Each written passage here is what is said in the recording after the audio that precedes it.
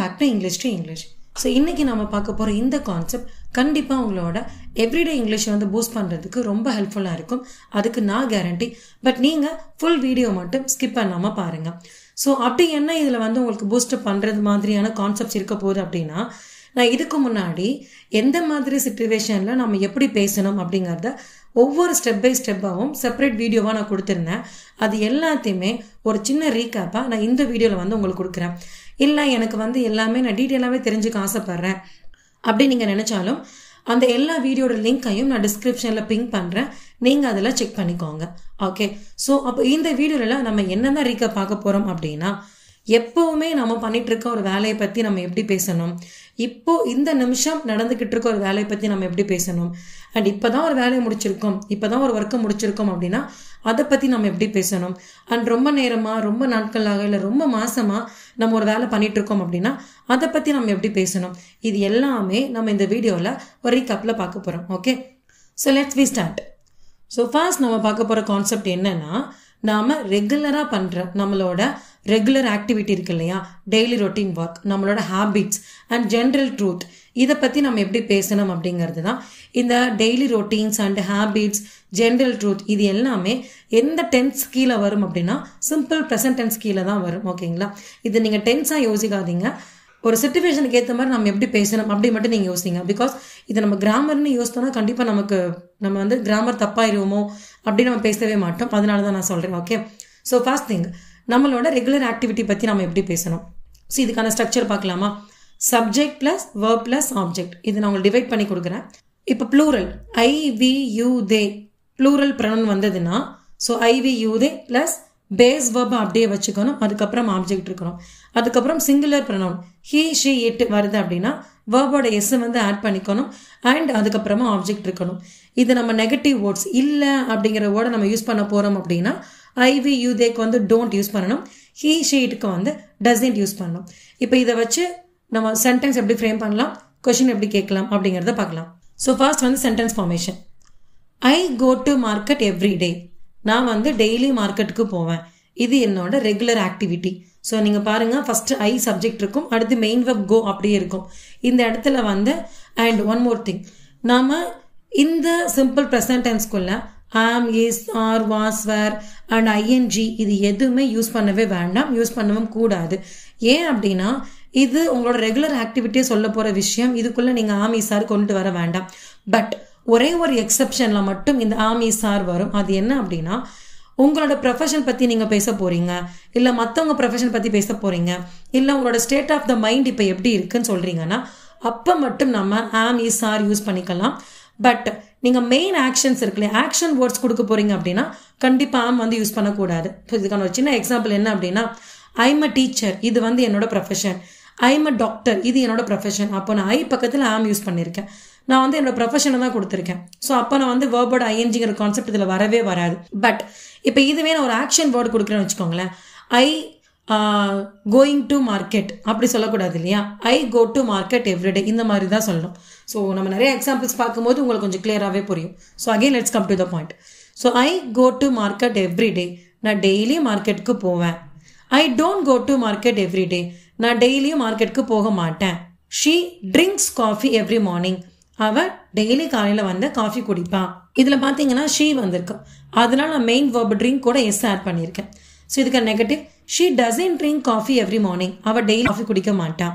இப்போ இது அப்படியே கொஸ்டினுக்கு எப்படி வரும், do they play cricket every day. இங்கே நான் தே யூஸ் பண்ணியிருக்கனால முன்னாடி டூ யூஸ் பண்ணியிருக்கேன். ஓகேங்களா, ஸோ அவங்க டெய்லியும் கிரிக்கெட் விளையாடுவாங்களா அப்படின்னா எஸ் தே டூ, ஆமாம் அவங்க விளையாடுவாங்க. இல்லை அப்படின்னா no they don't.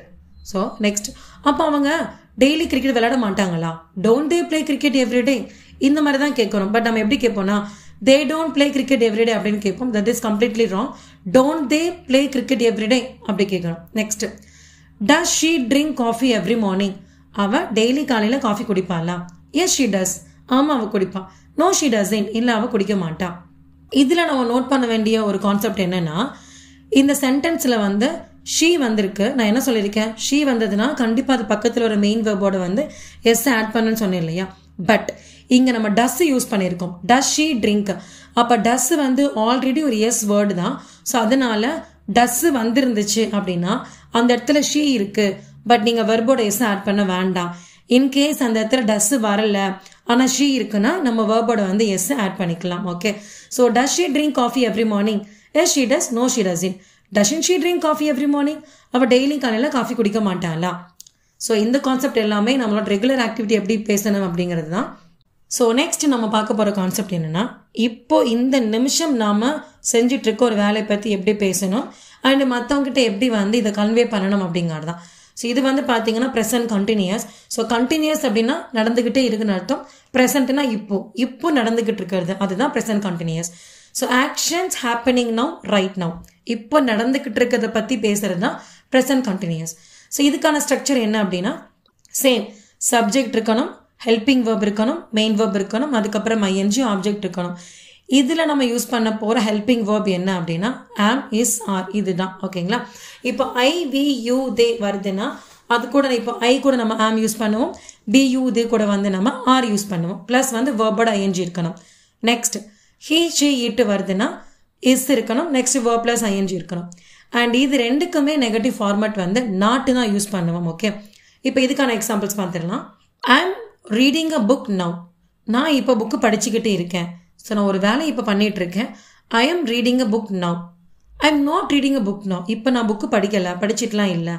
He is going to the office. அவன் ஆஃபீஸ்க்கு போய்கிட்டு இருக்கான். He is not going to the office.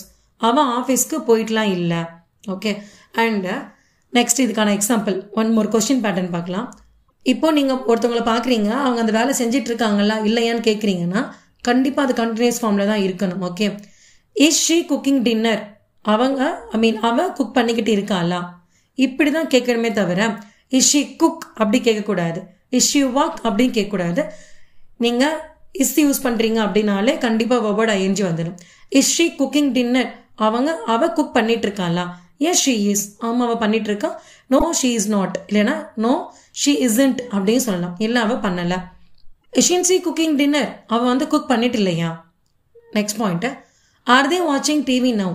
அவங்க இப்போ டிவி பார்த்துட்டு இருக்காங்களா? Yes they are. ஆமாம், பார்த்துட்டு இருக்காங்க.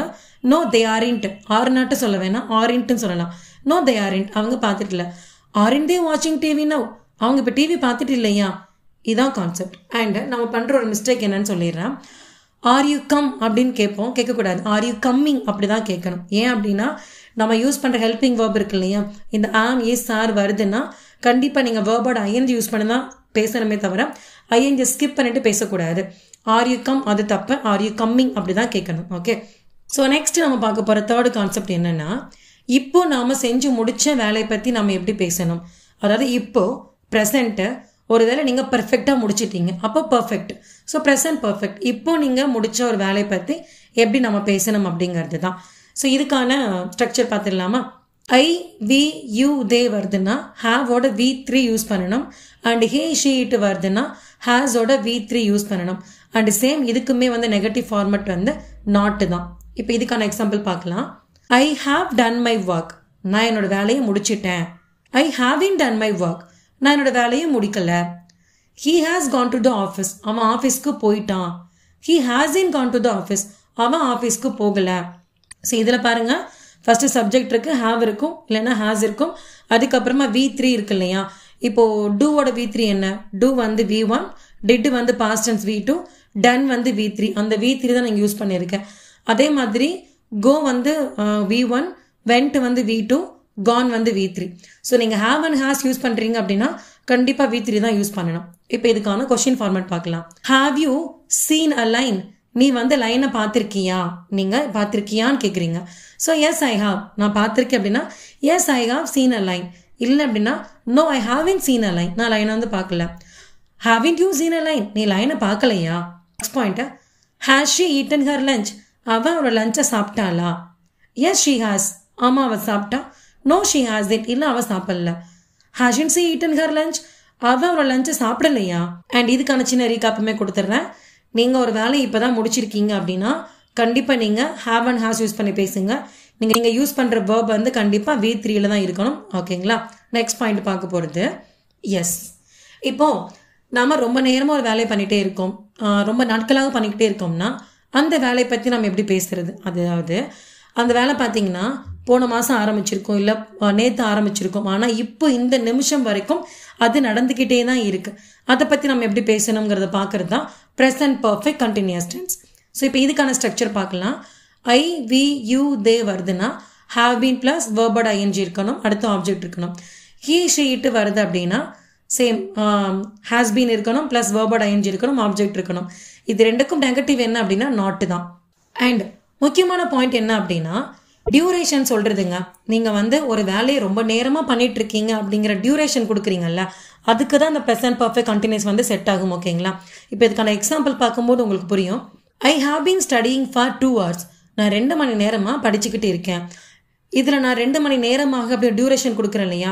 ஸோ நீங்கள் ஒரு வேலையை ரொம்ப நேரமாக பண்ணிட்டு இருக்கீங்க அப்படிங்கிற டியூரேஷன் கொடுக்க போறீங்க அப்படின்னா கண்டிப்பாக அது ப்ரெசன்ட் பர்ஃபெக்ட் கண்டினியூஸ் ஃபார்மேட்டில் தான் வரணும். Okay, I have been studying for 2 hours.